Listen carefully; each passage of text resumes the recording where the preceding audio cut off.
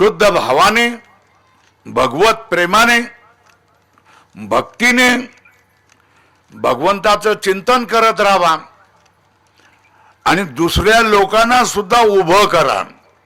स्वतःची पोट भरू नका. स्वतःच बायका पोरांसाठी काय करू नका, पण दुसऱ्यांच्या पोरांसाठी करा. दुसऱ्यांच्या पोरांना संस्कार करा. ऊस तोड्यांच्या पोरांना काय करा, महाराज बनवा. ऊस तोड्याच्या पोरांना भजन शिकवा. ज्याचे आई नाही, ज्याचे बाप नाही, दोन्ही बाप दारू पिजाडा आहे, आईला वाटतंय माझं पोरग तरी पिजाडा बनू नये, दारू पिऊ नये, तो तरी कुठेतरी संस्कार करावा. अशा गरीब मुलांना या ठिकाणी तुम्ही ठेवा आणि त्यांच्याकडून फी घ्यायची नाही आणि कुठल्या शिक्षकाला पगार द्यायचा नाही. या पद्धतीवर ज्या तऱ्हेने जोग महाराजांची संस्था आहे, ज्या ठिकाणी जोग महाराजांच्या संस्थेमधून ही सगळी मंडळी विद्यार्थ्याला फी नाही आणि शिक्षकाला पगार नाही या भावनेने शिकले, फुकट शिकले आणि आता फुकट मोठे झाले. मग आता आयुष्याची सगळी वर्ष तुम्ही फुकट शिक्षणासाठी द्या. जशा तऱ्हेने जोग महाराजांच्या संस्थेच्या अध्यापकांनी फुकट शिकवलं, आयुष्यभर त्या शिक्षणासाठी ते समर्पण राहिले, तशा तऱ्हेने तुम्ही आयुष्यभर शिक्षकच राहा. मोठे कीर्तनकार बनू नका.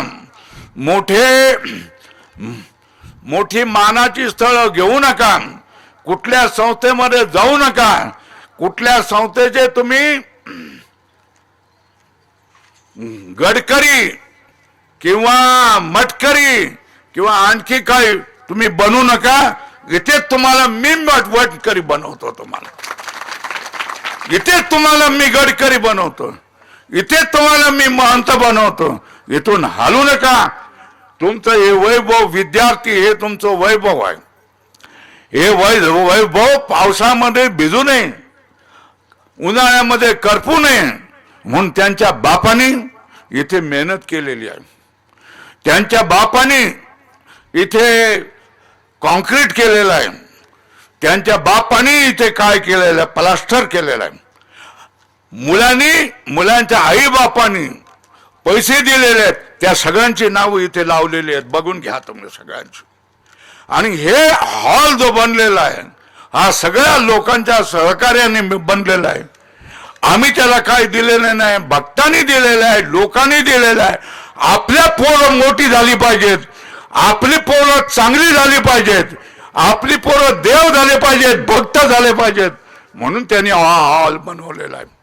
हे जे सगळं उभं राहत आहे हे भक्तामुळे उभं राहत आहे. तुम्ही दिलेल्या सहकार्यामुळे उभं राहत आहे. तुम्ही दिलेली मेहनत, तुम्ही जी मेहनत केलेली आहे त्या मेहनतीमुळे हे सगळं उभं राहत आहे. आणि हे असंच उभं राहील आणि असंच वाढत जाणार. यांना सांगितलेलं आहे की ही संस्था रजिस्टर करावी, याची पावती पुस्तकं काढावी आणि जो काही तुम्हाला पैसा येईल त्याची तुम्ही पावती दिलीच पाहिजे. तुम्ही तुमच्या खिशामध्ये पैसे ठेवता कामा नये.